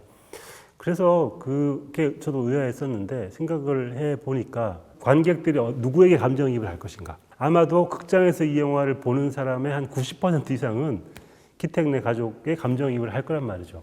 지극히 감정적으로 내 얘기 같아, 내 모습인 것 같아 라고 느끼게 만들고 싶었던 것 같고, 그럴 때 어쩌면 우리가 제일 밑바닥에 있다고 생각을 했었는데 반지하가 제일 밑이라고 생각했는데 지하도 있네? 라는 생각을 하는 게 저는 어쩌면 감독님이 이 세계를 만들 때 제일 중요하게 생각했던 포인트가 아니었을까. 우리는 벙커를 잇고 있는 거 아닐까? 그런데 벙커를 잇는 순간 우리는 그들과 똑같아지거나 아니면 더 잔인해질 수 있는 사람들이야 라고 얘기를 하는 순간 앞쪽에 웃었던 우리를 돌이켜보면 내가 너무 심하게 웃었나 봐 라고 생각하게 되는 포인트 때문에 다 보고 나면 되게 찝찝한 게 내가 너무 심하게 웃었던 것 같아 라고 그 순간의 온도차 때문에 이렇게 만든 게 아닌가라는 저는 그렇게 생각을 했었어요. 저 그 얘기를 들으니까 상당 부분 좀 동의가 되는 게 디테일은 공간을 통해서, 그러니까 이 배경, 환경을 통해서 충분히 리얼리티를 채우고 있고 사실 인물들은 다 비정상이거든요. 그러니까 인물들은 사실 비현실적이에요. 박사장도 그렇고 지하 벙커에 살고 있는 그 문광의 가족도 그렇고 둘 다 약간 인간성이란 게 상실되어 있는 사람들은 그러면 감정이입을 할 수 있는 중간에 있는 기택 가정은 어떠냐라고 보면 기택 가정의 상황과 형편과 그 모습들은 사실 되게 공감할 수 있는 우리 모습도 저래라고 할 수 있지만 실제로 그 인물들이 행동하는 방식은 저런 사람이 있을 수 있어 그렇죠. 할 정도로 너무너무 뻔뻔한 사람들이죠. 그리고 너무너무 능글맞은 능력자예요. 그렇죠. 서울대학교 문서 위조학과 뭐 이런 거 없나? 저는 이게 위조나 범죄라고 생각하지 않아요. 저 내년에 이 대학 꼭 갈 거거든요. 제시카, 외동딸, 일리노이, 시카고. 과선배는 김진모, 그는 이사촌. 본인들의 행동이나 행동 방향에 대해서 일말의 의심도 없고 그렇게 행동할 수 있는 사람들 자체가 실제로 현실에서는 존재하지 않기 때문에 이 인물들 자체가 판타지인 거거든요. 그렇게 행동하는 인물들이 점점 현실로 돌아오는 과정에 대한 얘기일 수도 있죠. 지하에 있는 나보다 더 낮은 계층에 있는 사람들을 처음에 봤을 때 반발하고 거기에서 이제 이전 투구를 하다가 나중에 돌아와서 깨닫잖아요. 그 상황에서 일어날 수 있는 어떤 비극들, 의외성들을 보여주고 있기 때문에 그런 것들을 보여주고 있다라고 얘기는 할 수 있지만 그게 이 영화에서 효과적으로 잘 드러났냐? 만약에 그게 감독의 의도라고 하면 효과적으로 잘 드러났냐고 하면 저는 이게 그 부분이 너무 희미하다고 봐요. 그래서 사실 전작들과 비교하면 괴물 같은 경우는 본인이 얘기하고자 하는 바가 명확하거든요. 우리는 계속 불안에 떨며 살아야 한다예요. 저 바깥에 괴물들이 있어, 문제들이 있어 라고 하고 근데 우리를 지켜줄 사람이 아무도 없어 라고 얘기를 해요. 근데 그 영화는 중간에 그 이유가 뭔지 분명히 지정을 하거든요. 뭐냐면 너희들의 무관심으로 예요. 그런 방관자의 거리감이 괴물이 얘기해주는 가장 중요한 메시지인 것 같고 그래서 괴물은 장르 영화에도 괴수 장르 영화임에도 불구하고 보고 나오면 굉장히 찜찜해요. 근데 이 영화 같은 경우는 너무 이상한 비전과 함께 깨끗하게 깔끔하게 끝나버린다는 느낌을 주기 때문에 어떤 의미에서는 가난 혹은 저런 불행을 대상화하고 있다. 대상화해서 영화의 동력으로 삼고 있다는 의심을 지울 수가 없는 건 거죠. 엔딩이 너무 슬프지 않아요? 확실하게 깔끔하게가 아니라 기호가 아버지가 계단을 올라와서 포옹하는 장면 있잖아요. 뭐지 이게? 어떻게 이 집을 샀지라고 생각을 하게 되는 약간의 판타지 같은 장면이 있죠. 근데 당연히 그건 꿈이고 혹은 바람이고 뭐 상상 속의 어떤 순간인데 가만히 앉아가지고 그 집을 살 거라는 얘기를 할 때 우리 보는 누구나 그게 이루어지지 않을 거라는 걸 다 알고 있고 이건 굉장히 비극적인 세계관이어서 그 뒤에 깔끔하다기보다는 아이씨 결국에는 또 졌구나 질 수밖에 없는 싸움이구나 라고 생각을 하게 되는 점이 있는 것 같아서 저는 그게 그렇게 깔끔하다고 생각하지는 않고 네 그렇습니다. 약간 저는 그게 좀 실소, 맹소처럼 보이기도 해서 근데 이건 바람이니까 그 부분이 좀 더 부각됐어야 되는 거 아닌가? 이제 그런 의심들이 좀 영화를 마냥 찬성하기가 좀 힘들게 만든 것 같고 하지만 그럼에도 불구하고 이 영화는 되게 그런 좋은 장면들도 꽤 많죠. 작가님이 생각하실 때 이 영화에서 가장 인상적인 장면, 기억에 남는 장면 저는 그 굉장히 코믹한 장면인데 바퀴벌레 얘기가 많이 나와요. 초반에 바퀴벌레가 어떤 특징이 있냐면 형광등을 딱 켜면은 갑자기 사사사삭 구석으로 가는 얘기를 하다가 이제 후반부에 집에 잠입해서 놀다가 박사장댁 부부가 와가지고 몰래 빠져나오는 장면에서 송강호 배우가 빠져나오다가 중간에 딱 걸리는 장면 있죠. 이렇게 딱 엎드려 있는데 아 바퀴벌레구나. 저 장면에서 저 딱 스탑을 시키는 감독의 센스 아, 우린 바퀴벌레였구나를 누가 봐도 알 수 있게 만드는 그렇지만 그걸 유머러스하게 표현을 한다는 점에서 저는 그 장면이 너무 좋더라고요. 저는 이 영화가 되게 크게 지우고 있는 것 중에 하나는 뭐냐면 기유 집에서 마사은 집으로 이동할 때 그냥 순식간에 이동하거든요. 이동 과정을 한 번도 안 보여줘요. 그러니까 되게 가까이 붙어 있는 것처럼 착각을 하게 만드는 거예요. 실제로는 엄청나게 먼 거리일 거잖아요. 계급의 거리를 보여주지 않아요. 마치 같은 연장선에 있는 사람인 것처럼 그리고 있는 거죠. 그게 영화 중반까지 내내 반복되다가 갑자기 이제 현실로 돌아버린 다음에 비극적인 사건이 일어나고 다 엉망진창이 된 다음에 도망쳐 나올 때 정말 멀더라. 그때 진짜 실제 거리를 실감하게 만드는 거잖아요. 근데 그때도 굉장히 재밌는 게 그때 내려오는 동선을 한 방향으로 설정하지 않아요. 아 여러 방향으로 계속 돌려요. 그러니까 마치 나선형 계단을 내려오는 것처럼 오른쪽 왼쪽 오른쪽 왼쪽 하다가 끝까지 바닥 밑에까지 가는 거거든요. 근데 그 바닥 밑에까지 가는 거리를 실감시키는 방식 이게 사실 저는 이 영화에서 제일 중요한 포인트라고 보거든요. 이 영화 전체 주제를 압축하고 있는 것 같기도 하고 돌아가는 그들의 동선 나선형 바닥으로 내려가는 동선이 어쩌면 그들의 계급의 차이이자 그들의 현실로 내려가는 거리 같은 거겠네요. 실제 현실을 진짜로 보여주는 순간은 아마 거의 유일하게 그 순간인 건 거죠. 가보니까 물에 잠겨 있고.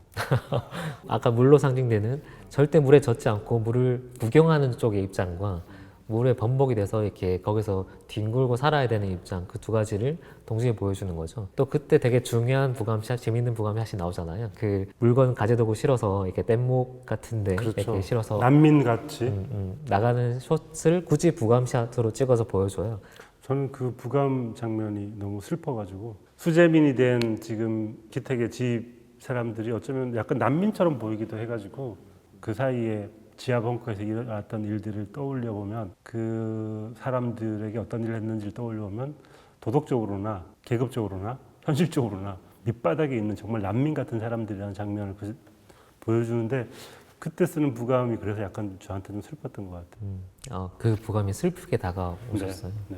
그게 약간 이제 바라보는 감각의 차이인 것 같아요. 저는 그 장면이 되게 재밌다, 재치 있다라고 느껴졌거든요. 감정이 못 하시는 분은 아니에요. 그래서 약간 이게 문제가 있다고 느꼈어요. 타자의 불행인데도 불구하고 뭔가 극적인 일이 벌어지고 있는 것 같은 느낌. 내가 저걸 구경하고 있다는 느낌이 들더란 말이죠. 그런 걸 들게 만드는 여러 가지 장치 중에 하나가 저는 재치 있는 편집이나 거기서 인물들이 하고 있는 행동이나 반응들, 태도들 뭐 이런 것들 때문인 것 같아요.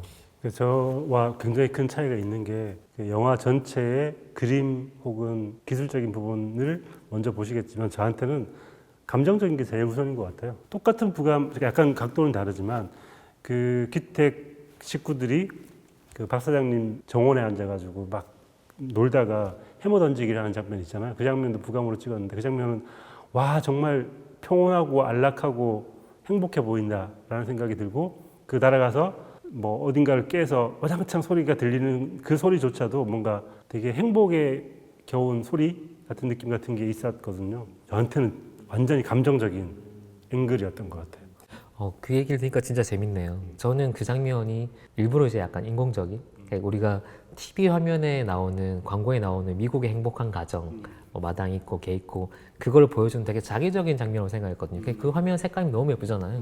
근데 현실에 존재할 수 없는 아름다운 색감을 거기서 이렇게 일부러 이제 과장되게 구현을 해서 과장 과잉됐다는 거죠. 그게 이제 일부러 저는 일종의 의도라고 봤거든요.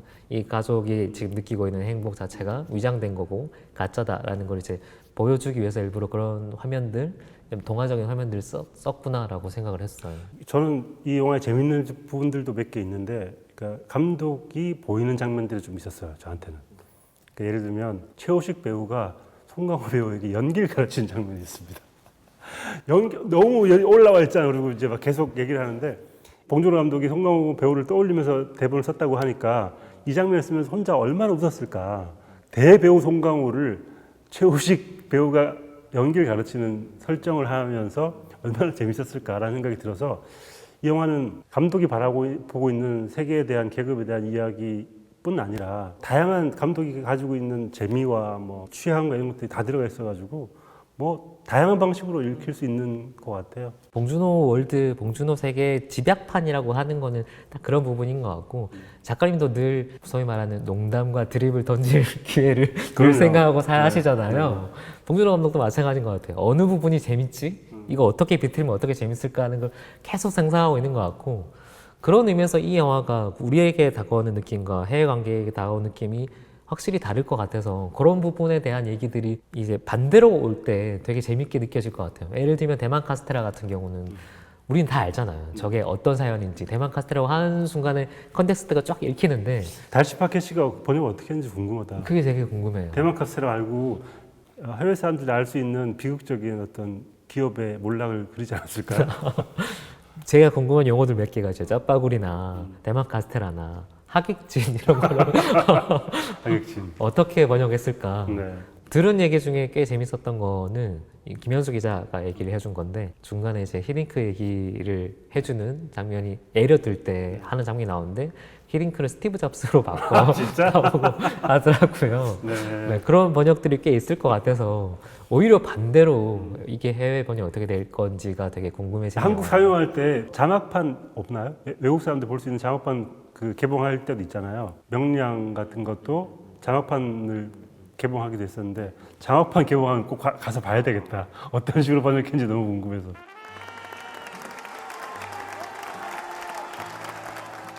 이건 약간 그런 식의 2차 관람을 일으킬 수 있는 요소가 꽤 충분한 것 같고 이 영화의 또 인상적인 장면을 꼽으라고 하면 저는 문광이 나오는 딱 그 두 장면이었어요. 문광 역의 배우가 처음에 쫓겨날 때 쫓겨나게 되면 뭔가 돌아오겠지. 워낙 비중 있는 배우니까. 그렇죠. 이정은 씨를 저렇게 쓰고 버릴 수 없죠. 그렇게 예상을 하게 되는데 어쨌든 그 내려오는 길에서의 어떤 표정을 잡는 방식. 저는 굳이 얘기하면 마더의 김혜자 배우가 통제 안 되는 순간들을 보여주는 그 순간에 비슷한 느낌이었어요. 그때 이정 배우가 보여주는 표정이라든지 그걸 좀 잡아주는 카메라. 그리고 두 번째는 다시 돌아왔을 때 그 작은 이어폰 그 장면은 보여주는 그 장면은 거의 환상적이죠. 네, 장면. 그게 약간 굳이 얘기하면 감독 통제는 이미 벗어나 있는 되게 어떤 의미에서는 그게 두 개가 가장 에너지가 넘치는 장면이었고 이렇게 캐릭터 자체가 비록 약간 어느 정도는 비현실적이고 자기적이라고 해도 그 장면만으로 이 에너지를 전달할 수 있는 장면들이라서 되게 인상적인 핵심적인 장면이라고 생각을 해요. 저는 그 장면이 이 영화의 딱 한가운데를 가르는 지점인 것 같고 관객들은 이 네 가족이 폭우가 내려치고 있는데 그 집에서 평화롭게 양주를 마시고 있을 때 조마조마할 수밖에 없어요. 비가 이렇게 오면 그들이 돌아올지도 몰라 라고 생각을 하죠. 그때 그들이 돌아오면 그건 코미디거든요. 돌아와서 다 치우고 막 이렇게 하고 하면 코미디가 되는데 그 사이에다가 이정은 배우가 문광을 집어넣는 순간 이게 완전 주제가 바뀌는 거죠. 그러니까 코미디가 아니라 이건 다른 장르가 되고 벙커에 살고 있는 사람들의 존재를 확인하게 되는 과정이 그 안에 들어가는 순간 그게 다른 이야기로 바뀌게 되는데 어쩌면 감독이 제일 신경을 쓸 수밖에 없었고 보는 사람 역시 놀랬던 장면이 바로 그 이정은 배우의 출연부터 후반 벙커에서 일어난 그 모든 과정이 정말 놀랐던 것 같아요. 그거를 뭐 외국에서 이제 다른 말로 하면 뭐 삑사리 아니면 엇박자 모두의 예상이 이렇게 가는다고 생각하는데 장르를 빌려왔지만 딱 비트는 순간 그게 사실 가장 힘이 발휘되는 장면이고 이 영화에서 또 많이 얘기가 나올 수밖에 없는 부분 중에 하나가 이제 어떤 인물은 죽고 어떤 인물은 살아남잖아요. 이 실질적으로 이제 결국 최종적으로 제거되는 인물은 문광 가족은 다 이제 제일 바닥에 있는 인물이었기도 하고 뭔가 사건의 시발점이 됐기 때문에 다 결국은 제거가 되는 인물로 설정이 되고 각각 그 기택과 박 사장 가정에서 박 사장과 그리고 이 기택 가정에서는 기정이 결국 죽게 되잖아요. 요 이유에 대해서 이제 여러 가지 추측과 얘기를 할 수 있을 것 같은데 작가님은 어떻게 생각하세요? 감독이 혹은 작가로서 봉준호 감독이 생각했던 스토리에서는 화자가 누구였을까? 나레이터가 누구였을까? 기호였겠죠? 기호는 죽을 수가 없어요. 죽을 수가 없는 인물이에요. 근데 기택집에서 누군가 한 명이 죽어야 한다면 누구를 죽일 수 있을까라고 생각을 했을 것 같고 아마 그래서 뭐 한 명을 선택했을 텐데 그게 어쩜 뭐 감독의 상징 같은 거 생각하진 않고 이야기 속에서 자연스러운 흐름 같은 거라고 저는 생각이 들었어요. 저도 어느 정도는 동의하는데 목적은 비트는 거였다고 봐요. 왜냐하면 기우가 죽을 것 같이 보이잖아요. 당연히. 그래서 거기서 한 번 더 비틀고 싶어서 다른 인물을 설정한 것 같고. 영화 제일 잘하는 장면이 수석으로 두 번째 내려칠 때였어. 그 장면은 왜 저렇게까지? 라고 생각이 들 정도였죠. 뭐 이거는 좋은 의미기도 하고 좀 이렇게 안타까운 의미기도 한데 이 영화에서 가장 상징적인 소품이 수석이잖아요. 너무 노골적이기도 하고 상징적인데 영화에서 가장 판타스틱한 장면을 굳이 꼽으라면 물난리가 났을 때 그 볼이 떠오르잖아요. 그게 이제 과도한 어떤 상징성, 그 환상성을 부여한 이유가 뭘까에 대한 얘기를 여러 가지 해볼 수 있을 것 같고 마찬가지로 이제 죽음도 그렇게 얘기를 할 수 있을 것 같아요. 이 몇몇 장면을 일부러 감독님이 많이 열어놓으신 것 같고 어떻게든 해석할 수 있게. 뭐 대표적으로는 기우가 이제 다혜를 유혹할 때 너는 어떤 꽃 같아?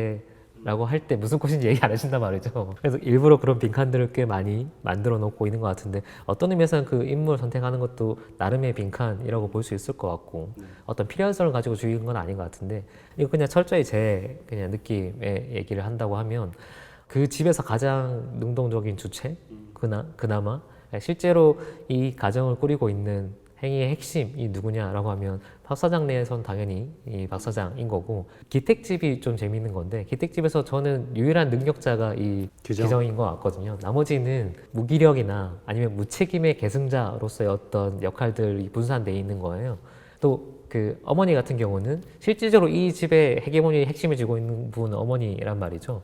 그거 제일 잘 보여주는 씬 중에 하나가 처음에 피자 배달 왔을 때 저는 그 씬이 너무 그냥 무신경한데 봉준호의 한 컷을 보여주는 씬이라고 생각하는 게 일렬로 배치가 돼 있잖아요. 마치 설국열차처럼 그 일렬로 배치되어 있는 순서가 아마 이 집의 계급도를 보여주는 거 아닌가 싶기도 하고, 그리고 실제로 포커싱을 줘요. 거기서도 포커싱을 어디까지만 주냐면 나중에 아버지까지만 주거든요. 뒤에 있는 기정과 기우 같은 경우는 이제 계속 포커스 아웃돼 있는 상태인 거죠.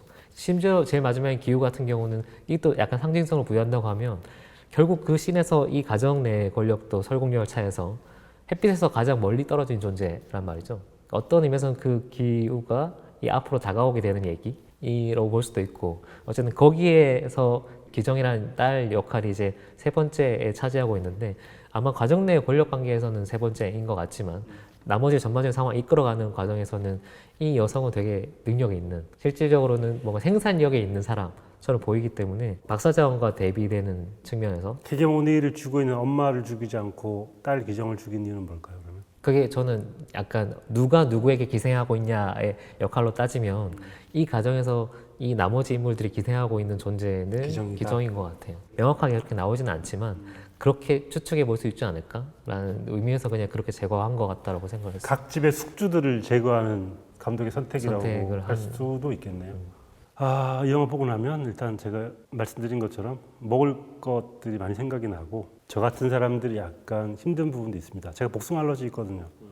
복숭아 알러지 있는 사람으로서 문광에게 가해지는 그 잔혹한 폭력.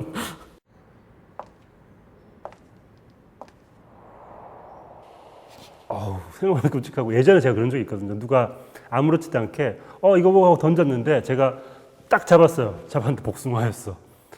바로 그냥 온몸에 알러지 올라와서 정말 고통스러웠던 적이 있는데, 기댁 집안에도 감정이입 되고, 문광에게는 복숭아 알러지와 이런 것 때문에 감정이입이 돼가지고 여러모로 고통스러웠던 생각이 나는데, 가장 큰 문제는 어쩌면 많은 사람들이 공감을 하실 텐데, 대부분 사람들이 지하철을 타잖아요. 그러니까 저는 이 영화의 문학적인 제목을 쓴다면 지하에는 냄새들이 모여 산다라고 쓰고 싶어요. 그러니까 그 냄새라는 건 영화에 보이지 않는데 우리는 이 영화를 보는 내내 그 냄새를 맡고 있는 것 같은, 계속 냄새 얘기가 나거든요. 제발 4D로 상영하지 말았으면 좋겠고요. 절대 안 됩니다. 한국에서만 하는 걱정이죠. 그렇죠. 4D. 그래서 어쩌면 이 영화를 보고 나서 지하철에 갇혀 있을, 지하철을 타고 돌아가야 될 사람들이 어떤 생각을 하게 됐을까? 그 생각을 하면 되게 마음이 복잡해지는 그런 장면이고, 냄새라는 게 선을 넘어갈 수밖에 없는 거잖아요. 우리는 인격적으로 혹은 태도나 윤리적으로 선을 넘지 않지만 냄새는 선을 넘는단 말이죠. 그럴 때 우리는 어떻게 해야 되나 라는 생각들을 하게 되면서 굉장히 마음이 복잡해지는 그런 영화였던 것 같아서, 많은 분들이 아마 돌아가서 냄새에 대해서 생각해 보지 않을까 싶더라고요. 사실 냄새에 대해서 이렇게 진지하게 고민하게 만든 영화도 아마 별로 없는 것 같고, 냄새라는 거가 일종의 상징인 것 같아요. 일종의 태도인 거죠. 묻어나는. 갑자기 신분 상승이 이뤄도 개선되지 않는 뭔가가 있다는 거 하는 거는 이 신분과 계층이 완전히 고착화되어 있다는 거예요. 쉽게 한순간 넘어갈 수 없다는, 보이지 않는 벽을 상징해주는 가장 효과적인 장치가 냄새라는 것 같고, 그래서 그 냄새라는 얘기가 나왔을 때 이제 송강호 배우가 완전히 분노를 하는 거잖아요. 내가 한 번도 자각해 본 적 없는 나의 어떤 형태들, 모습들, 삶의 태도들, 이런 것들을 압축해주는 단어가 냄새인 것 같아서 되게 효과적이고 영리한 장치라고 생각을 했어요. 그리고 그 코드는 사실 한국적인 것만은 아니거든요. 네. 아마 전 세계적으로 이런 빈부격차, 계급격차가 완전히 이제 고착화되고 있는 상태에서는 그거는 모든 사람들이 동의할 수 있는 어떤 코드였을 거고, 근데 그게 실제 생활, 삶, 내 현상 앞에 다가왔을 때 느껴지는 불쾌함, 분노, 이런 것들을 영화가 확실하게 잘 포착하고 있는 것 같아요. 사실 냄새가 인종의 문제, 인종차별의 근원이 되기도 하거든요.